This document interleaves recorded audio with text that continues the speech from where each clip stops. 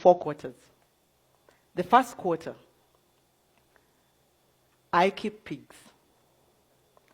And I play with the pig dung, with the 30 sows I have, to produce food for chickens and fish. This is what I do. In the morning when I pick the pig dung from the piggery house, I leave it out in the open for 6 to 8 hours. And in so doing, flies come along and they lay eggs on it. I then cover it for 4 to 5 days, and when I open it, I get nice, juicy maggots. These I feed my chickens.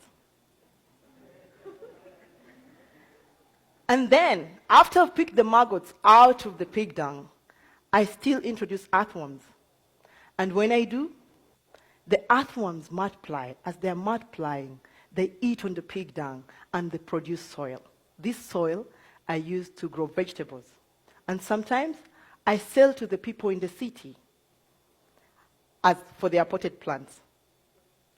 And as the earthworms multiply, they excrete. When they excrete, I use their excreta as a pesticide and a fertilizer for my garden. Pig dung is gold to me because I save 80% of my cost of production by feeding the chickens and the fish, which I wouldn't have done if I was using commercial feed. The second quarter, I keep cattle. While almost everyone in Uganda uses firewood and charcoal to cook, I use dung for the cows. I introduce it in an anaerobic digester. This is an airtight tank that uses microorganisms to degrade the cow dung. And in the process, it produces biogas that I use to cook.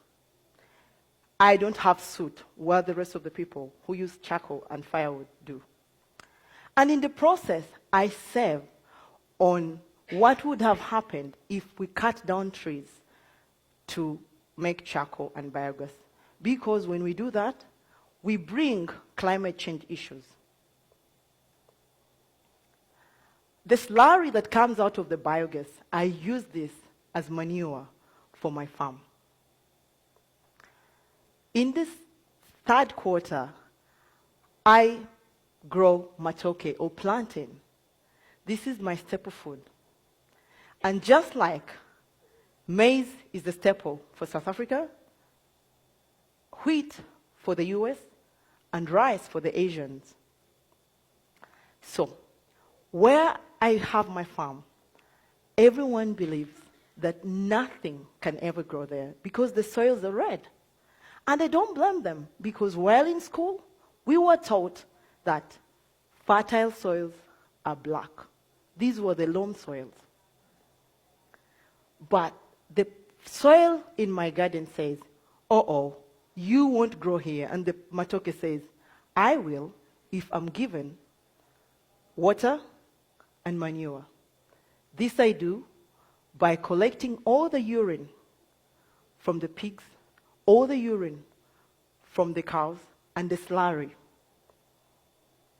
If I'm not mistaken, I'm the best matoke farmer in my country. Because in a quarter an acre, I get 30 bunches from this. And on average, I sell each bunch at $10. The fourth quarter, I keep fish. In a space of 2 meters by 4 meters by 1 meter depth, I can keep 500 catfish. I also do aquaponics. This is where water that comes from the fish goes through the plants, and as it goes through the plants filter it because they take the ammonia, the nitrates that were produced with the fish dung. So when it goes through the water and back, when it goes through the plants and back to the water or to the fish, it is clean, oxygenated water for my tilapia. Tilapia needs oxygen. In a space of 8 meters by 15 meters, I grow tomatoes, and I can have 4,800 kilos in 6 months, which amounts to about 2,700 US dollars. I also do hydroponics. This is soilless farming, where cereals like barley are used. They're sprouted and using germination, conditions of germination, that is air, water, and warmth. And when I do that, in 6 days, I produce food for my animals. In a space of 20 feet by 6 feet, that's just about a container, I can grow fodder for 4 kilograms of fodder for either 100 pigs or 25 cows, or 1,500 chicken. And if my pigs eat this, they enjoy, I produce good quality pork. If my chickens eat this, I have yellow yolk eggs, which I sell expensively because they're organic. And if the cattle eat this, I'll have milk without having to struggle to cut down trees or moving around looking for grass. Out of the proceeds from the farm, my husband and I decided to build a primary school. This school teaches sons and daughters of African farmers the 3 things Africans are failed to teach their children: time management, value of money, and the culture of saving, by teaching them modern methods of agriculture. And it's amazing what these young children, their minds can grasp. I'll give you an example. We have a 10-year-old. After only 3 months in our school, he went to his father's home in holiday. And this is what he did. He overturned the compound, got tires from the garage, broken wheelbarrows, sacks, and made a vegetable garden. They enjoy this at home, and they sell some to the rest of the neighbors. Whenever you lack, you think.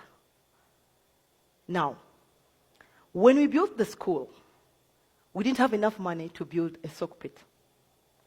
So we were worried, but we needed to start. And the first day